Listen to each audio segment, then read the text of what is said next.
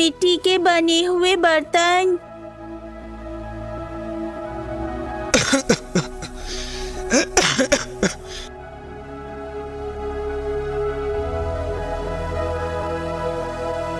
पिताजी, ये लीजिए, पानी पी लीजिए। हाँ, लाओ पुत्री आशा, मैं कितना लाचार हूँ। एक पिता का धर्म होता है घर की देखभाल करना, अपने परिवार के सारे इच्छाओं को पूरा करना, पर मैं बस एक बोझ बनकर रह गया हूँ। ऐसा मत कहिए पिताजी, इसमें आपकी कोई गलती नहीं है। ये तो समय का खेल है जो हमारे साथ खेल रहा है।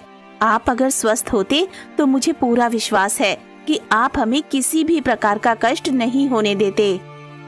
पर पुत्री, तुम मेरी वजह से विवाह भी नहीं कर रही हो। अगर तुम विवाह कर लोगी तो तुम्हें ऐसा जीवन जीना नहीं पड़ेगा। नहीं पिताजी, मैं आपको इस हालत में छोड़कर कभी नहीं जाऊंगी। और रही बात विवाह की, तो उसकी चिंता मत कीजिए। मैं जिंदगी भर कुंवारी रहने के लिए तैयार हूँ। बस आप जल्दी ठीक हो जाइए पिताजी। पर पुत्री। परवर छोड़िए पिताजी और आराम कीजिए। मैं खाना बनाकर लाती हूँ। ठीक है, पर ये छोटी कहाँ है? सुबह से दिख नहीं रही। वो तो बाजार गई है मिट्टी के बर्तनों को बेचने, और मैंने उससे कहा है कि आपके लिए दवाई भी लेकर आए। आपकी दवाई खत्म हो गई है और आपने बताया भी नहीं। तुम दोनों के ऊपर इतने सारे जिम्मेदारी है और मैं तुम दोनों की तकलीफें और नहीं बढ़ा सकता। इसमें तकलीफ कैसी पिताजी? आपको क्या लगता है हम इतनी मेहनत क्यों करते हैं? ताकि आप ठीक हो सके और आपको किसी भी चीज की कोई परेशानी ना हो। देखना, छोटी सारे बर्तन बेचकर आएगी और आपके लिए दवाई भी लेकर आएगी और आप जल्दी ही ठीक भी हो जाओगे। बर्तन ले लो, बर्तन, मिट्टी के बने हुए बर्तन। अरे ये क्या, आज तो एक भी बर्तन बिक नहीं रहा है। अगर ऐसा ही चलता रहा तो मैं पिताजी के लिए दवाइयाँ नहीं खरीद पाऊंगी। छोटी 2-3 गांवों में घूमती रहती है इसी उम्मीद में कि कोई उसके बर्तनों को खरीद ले, लेकिन बहुत देर तक भी कोई बर्तन नहीं बिक पाता।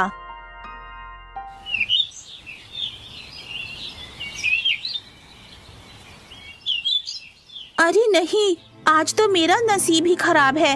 हे भगवान, कम से कम इतने बर्तन भी नहीं बिक रहे कि मैं पिताजी के लिए दवाइयाँ खरीद सकूं।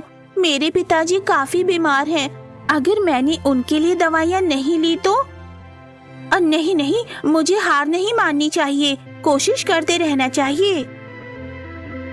वो बहुत देर तक घूमती रहती है, लेकिन पूरे दिन भर में भी 2-3 बर्तन ही बेच पाती है। पर दवाइयों के दाम इतने थे कि वो उसे खरीद नहीं सकी और रोते हुए घर की ओर निकल गई। अरे छोटी, तो आ गई?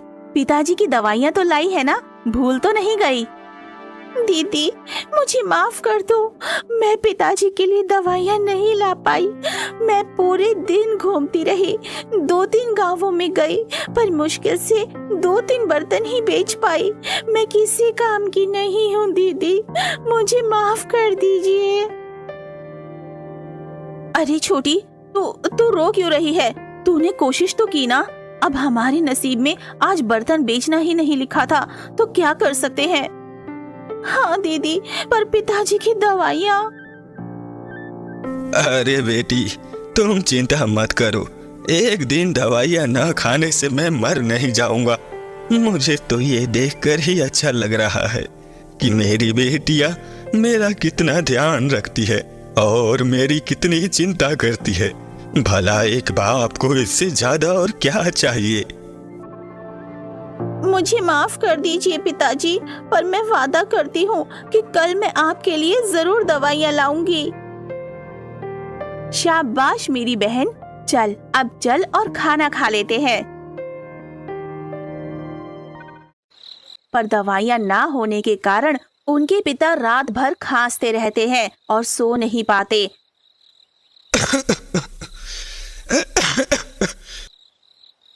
उनके पिता की हालत सुबह होने तक काफी खराब हो जाती है।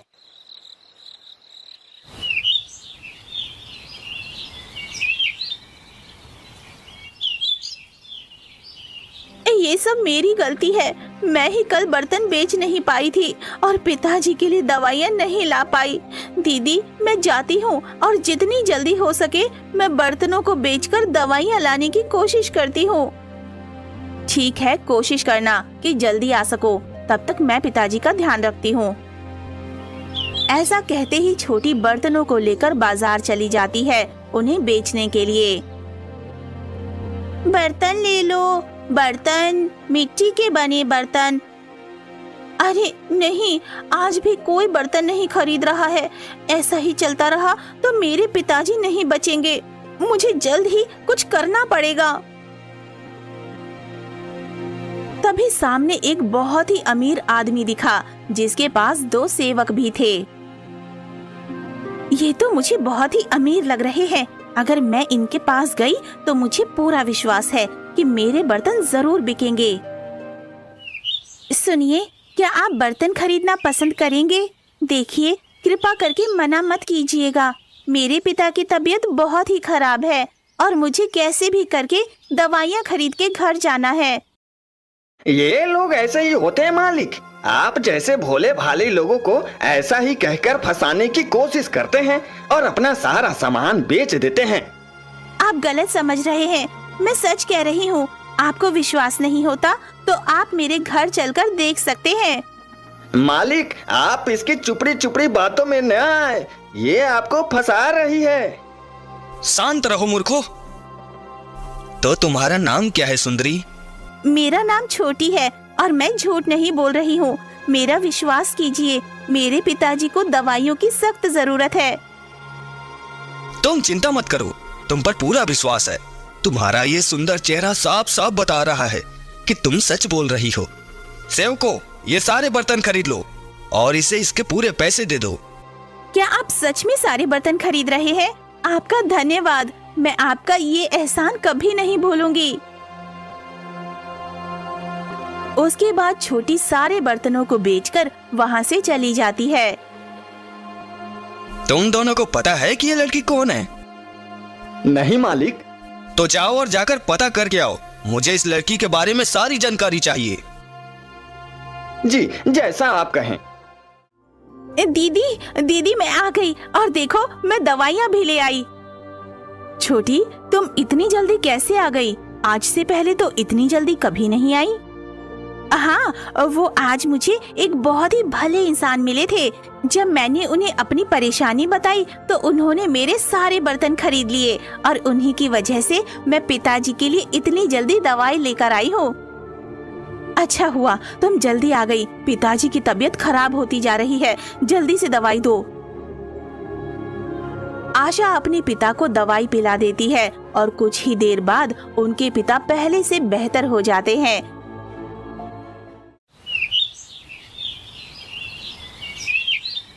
बर्तन ले लो, बर्तन, मिट्टी के बने बर्तन। अरे आपका धन्यवाद। आपकी वजह से मैं कल अपने पिताजी के लिए दवाइयाँ ले पाई। अगर आप नहीं होते तो पता नहीं कल क्या से क्या हो जाता। अरे धन्यवाद कहने की कोई बात नहीं। मुझे पता चला कि तुम्हारे घर में कितनी दिक्कत चल रही है। तुम्हारी माँ तुम्हें छोड़कर बचपन में ही चली गई और तुम्हारे पिताजी इतने बीमार रहते हैं कि तुम दोनों को ही सब करना पड़ता है। हाँ, वो तो है, पर जब मेरे पिताजी ठीक हो जाएंगे तो हमें ऐसी जिंदगी नहीं जीनी पड़ेगी और मुझे पूरा विश्वास है कि मेरे पिताजी एक ना एक दिन जरूर ठीक होंगे। देखो, मेरा नाम सुभान सिंह है। मैं भानु प्रताप सिंह का बेटा हूँ। मेरे पिताजी यहाँ के बहुत बड़े व्यापारी हैं और महाराज से भी उनकी अच्छी जान पहचान है और इसीलिए मेरे अंदर वो ताकत है कि मैं तुम्हारा जीवन अच्छा से कर सकता हूँ। पर कैसे? तुम मुझसे शादी कर लो। देखो, ये मैं हम दोनों की भलाई के लिए ही कह रहा हूँ। मुझे तुम पसंद हो। अगर तुम मुझसे शादी करती हो तो मैं वादा करता हूँ कि मैं तुम्हारे पिता को अच्छे से अच्छे वैद्य को दिखाऊंगा और उन्हें पहले जैसा स्वस्थ कर दूंगा और तुम्हें भी ऐसी गरीबी वाली जिंदगी नहीं जीनी पड़ेगी। क्या आप सच कह रहे हैं? आप मेरे पिताजी को ठीक कर सकते हैं? और नहीं तो क्या, मैं तुम्हारे पिता को राजवेद के पास ले जाऊंगा, और ऐसी कोई बीमारी नहीं जिसका इलाज राजवेद न कर सके। तो कहीं क्या तुम मुझसे शादी करोगी? अगर बात मेरे पिताजी के स्वास्थ्य की है तो क्यों नहीं, मैं ये खुशी खुशी करूंगी। तो ठीक है, आज से ठीक 1 सप्ताह बाद मैं बारात लेकर आऊंगा। तुम तैयार रहना, 1 सप्ताह बाद हम शादी कर लेंगे। जी, जैसा आप कहें। मैं अभी घर जाकर ये बात अपने पिताजी को बताती हूँ।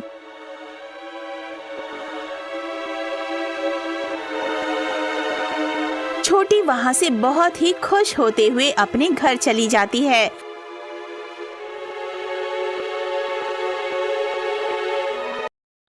क्या तू सच कह रही है छोटी? क्या वे इतने दयालु हैं और तेरे साथ शादी करने वाले हैं? हाँ दीदी, वो 1 सप्ताह बाद ही आएंगे। वे बहुत ही अमीर हैं। उनके पिता भानु प्रताप सिंह यहाँ के बहुत बड़े व्यापारी हैं और उनके ही बेटे को मुझसे शादी करनी है। अगर ये शादी हो जाती है तो पिताजी जल्द ही ठीक हो जाएंगे। क्या कहा? भानु प्रताप सिंह? तो क्या उनके बेटे का नाम सुभान सिंह है? हाँ दीदी, पर आपको कैसे पता? अरे मुझे क्या, पूरे गांव को पता है कि वो कितना नीच और गिरा हुआ आदमी है। ये आप क्या कह रही हो दीदी? वो तो बहुत ही अच्छी इंसान है। वो तुझे बेवकूफ बना रहा है। वो दिखा तो तुझे अच्छा रहा है, लेकिन अंदर से बहुत ही घटिया इंसान है। क्या आप सच कह रही हैं दीदी? और नहीं तो क्या, उसकी अब तक 3 शादियां हो चुकी है और तीनों ने उसे छोड़ दिया है। वो उन तीनों को बहुत ही परेशान करता था, यहाँ तक कि मारता भी था। और वो उसका पिता भानु प्रताप सिंह, वो तो सबको अपनी धूल के समान मानता है और जो भी उसके साथ उलझता है उसे राजा के सामने गलत साबित करके कारागार में डलवा देता है। कुछ भी हो, तू उससे शादी नहीं करेगी। छोटी, मना कर दे। नहीं कर सकती दीदी। वो भले ही कैसे भी इंसान हो, पर उन्होंने वादा किया है कि वो मेरे पिताजी को ठीक कर देंगे और इसलिए मैं मना नहीं कर सकती। पर फिर तेरा क्या होगा? कैसे रहेगी तू उस घटिया इंसान के साथ? मैं रह लूंगी दीदी, बस आप पिताजी को ये सब मत बताना, वरना वो परेशान हो जाएंगे और मुझे ये शादी नहीं करने देंगे। पर छोटी देख, मेरी बात सुन, हमारे पास और भी विकल्प हो सकते हैं। हम कुछ और कर लेंगे, तो बस शादी मत कर। नहीं है, हमारे पास कोई विकल्प नहीं है दीदी। आपको याद है ना कि कैसे पैसे ना होने के कारण पिताजी की तबीयत कितनी खराब हो गई थी। अगर उन्हें कुछ भी हो गया तो इसकी जिम्मेदार कौन होगी? छोटी अपनी दीदी की बात को नहीं मानती है और पिताजी के पास चली जाती है। ठीक है, मैं जंगल जाती हूँ और कुछ लकड़ियाँ लेकर आती हूँ जलाने के लिए।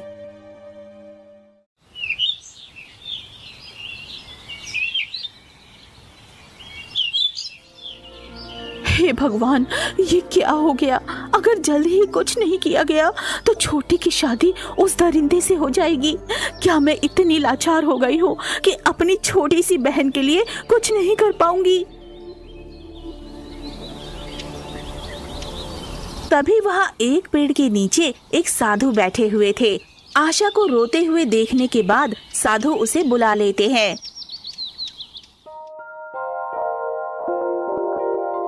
क्या हो गया पुत्री, क्यों रो रही हो? साधु के पूछने पर आशा साधु को पूरी बात बताती है। तो क्या तुम्हारी माँ का नाम संज्ञा है? हाँ ऋषिवर, पर आपको कैसे पता? क्या आप मेरी माँ को जानते थे जब वो जिंदा थी? हाँ, जानता हूँ। और तुम्हारी माँ मरी नहीं है, जिंदा है। ये आप क्या बोल रहे हैं ऋषिवर? मेरी माँ जिंदा है? तुम्हारी माँ जिंदा है और जो तुम्हारे पिता की दशा हुई है वो भी तुम्हारी माँ की वजह से ही हुई है। माँ की वजह से? हाँ, तुम्हारे पिता को कोई दवाई ठीक नहीं कर सकता है, क्योंकि वो बीमारी नहीं बल्कि एक श्राप है जो तुम्हारी माँ की वजह से मिली है। ये आप क्या बोल रहे हैं ऋषिवर? मुझे तो कुछ भी समझ में नहीं आ रहा। मैं समझाता हूँ। एक दिन तुम्हारी माँ जंगल आई थी।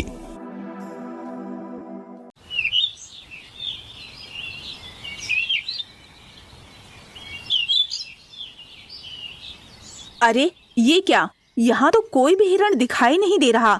मैं कहाँ ढूंढूं, समझ नहीं आ रहा।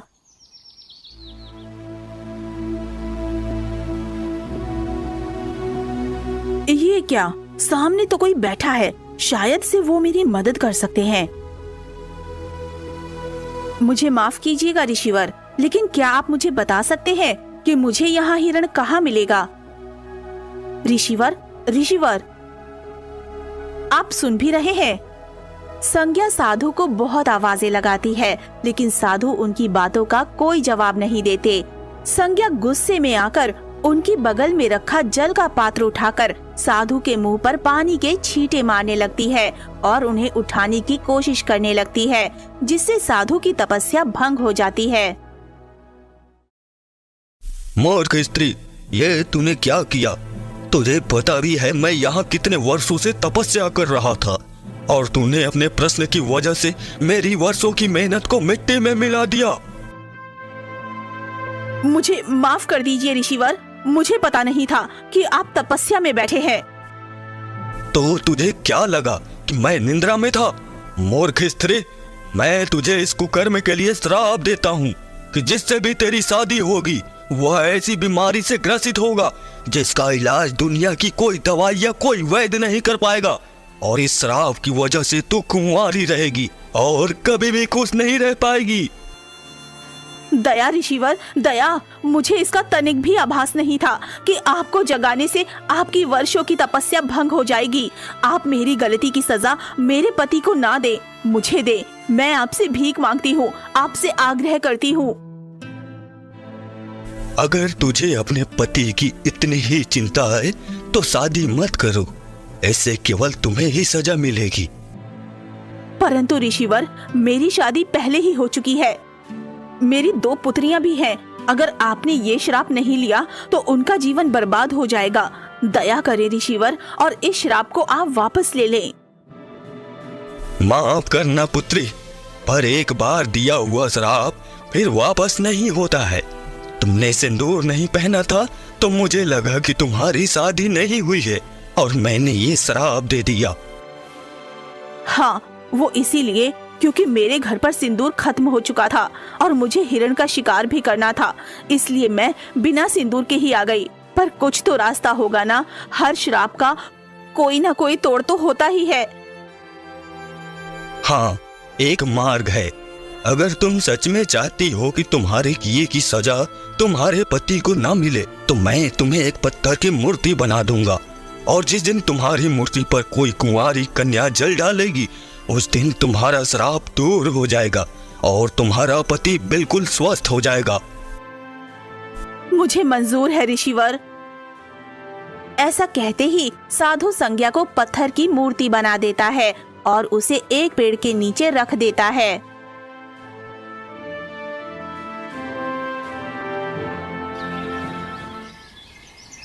तो क्या मेरे पिताजी की किसी श्राप की वजह से ये हालत हुई है और मेरी माँ वो भी जिंदा है?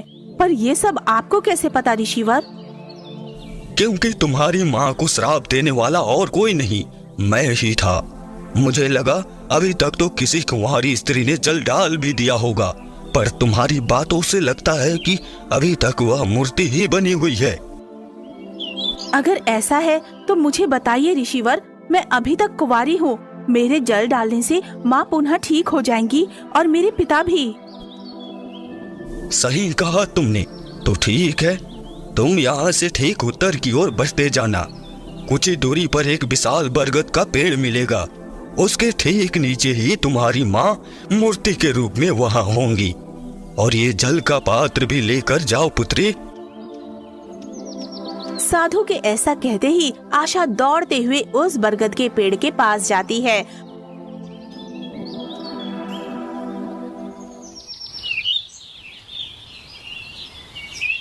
वहां उसे एक मूर्ति मिलती है। आशा बिना देर किए हुए उस मूर्ति पर जल डालती है। वो मूर्ति एक जीती जागती स्त्री में बदल जाती है। माँ, क्या आप ठीक हैं? मुझे ऋषिवर ने आपके विषय में सब बता दिया और मैं दौड़ी दौड़ी यहाँ चली आई। माँ, तो क्या तुम आशा हो? मेरी पुत्री, तुम तो कितनी बड़ी हो गई हो, और तुम्हारे पिताजी कैसे हैं? वो इस वक्त कहाँ हैं?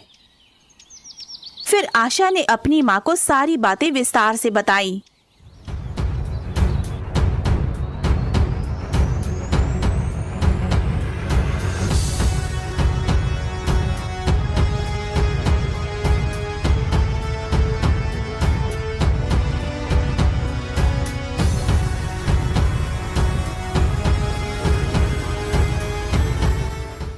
हे भगवान, मेरी वजह से तुम सबको कितना कुछ सहना पड़ा। हो सके तो मुझे माफ कर देना पुत्री। कोई बात नहीं माँ, अब घर चलते हैं। पिताजी भी अब ठीक हो जाएंगे। फिर वे दोनों ही घर की ओर चले जाते हैं। पिताजी, आप कहाँ हो? देखिए, मैं किसे लेकर आई हूँ। तभी वहाँ पर छोटी आ जाती है। अरे दीदी, आप कहाँ चली गई थी? आपको पता है पिताजी अचानक से ही एकदम ठीक हो गए। आपको यहाँ होना चाहिए था। आपको मेरी बात पर विश्वास नहीं हो रहा होगा ना? ऐसा नहीं है, मुझे पहले से ही पता था। अब ये सब छोड़ो और इनसे मिलो। ये है हमारी माँ। माँ, ये आप कैसी बातें कर रही हैं दीदी? फिर आशा शुरू से छोटी को सारी बातें बताती है और ये सब सुनकर छोटी रोने लगती है और अपनी माँ के गले लग जाती है। वो सब तो ठीक है, पर पिताजी कहाँ हैं? पता नहीं, उन्होंने कहा था कि वो थोड़ी देर में आते हैं। शायद काम ढूंढने गए होंगे। अब हमें ऐसी जिंदगी नहीं जीनी पड़ेगी दीदी। तभी वो भानु प्रताप सिंह और उसका बेटा सुभान सिंह वहाँ पर आ जाते हैं।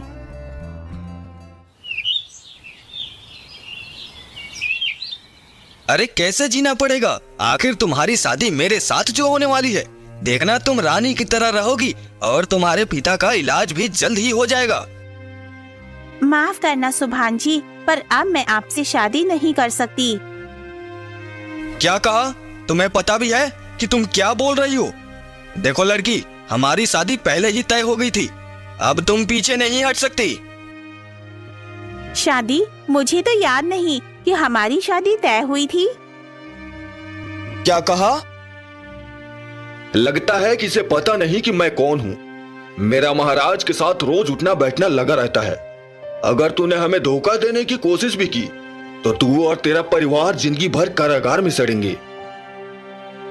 ऐसा कुछ भी नहीं होगा।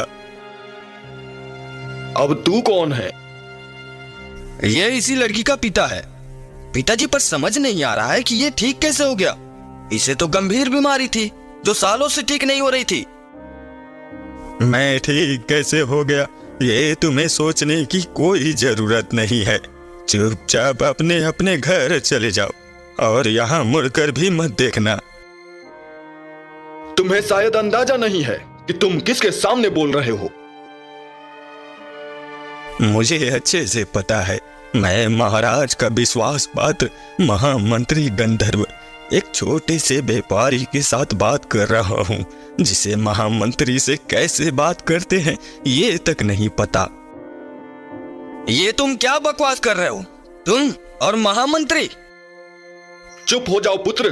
तो ये वही है पूर्व महामंत्री गंधर्व जो अचानक से ही राजमहल से गायब हो गया था। अब पता चला कि बीमारी की वजह से आपको राजमहल से दूर रहना पड़ा। मुझे माफ कर दीजिए महामंत्री जी, मुझे पता नहीं था। फिर वे दोनों वहाँ से चले गए। महामंत्री अपनी पत्नी को पुनः देखकर बहुत ही खुश हो गए।